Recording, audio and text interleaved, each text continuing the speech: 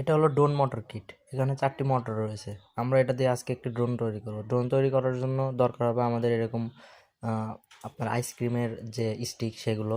তো এগুলোকে ফুটা করার জন্য একটি আমরা তাতাল ব্যবহার করব। তো এটা দিয়ে আমরা সুন্দরভাবে ফুটা করে নেব যাতে 4টা মোটর বসাইতে পারি আর কি। তো ফুটাগুলোকে পরিষ্কার করে নিচ্ছি। এবার 4টা মোটর চারদিকে বসিয়ে দিব আর কি। তো দেখুন সুন্দরভাবে বসিয়ে দিয়ে সুপার গ্লু দিয়ে লাগিয়ে দেওয়া হলো। তারপরে আমরা এখানে স্ট্যান্ড বানাবো আর কি। স্ট্যান্ড বানানোর জন্য 4টি টুকরা কেটে নিলাম। এরপরে গ্লুগান লাগিয়ে এখানে আমরা হচ্ছে রিসিভার যেটা সেটা এখানে লাগাই দিব এবং 4টা মোটরের কালেকশন দিয়ে দিব। একটা ক্লোজ হয়, 2টা ক্লোজ হয় এবং 2টা এন্টি ক্লোজ হয়। তারপরে ব্যাটারি লাগিয়ে দিলাম।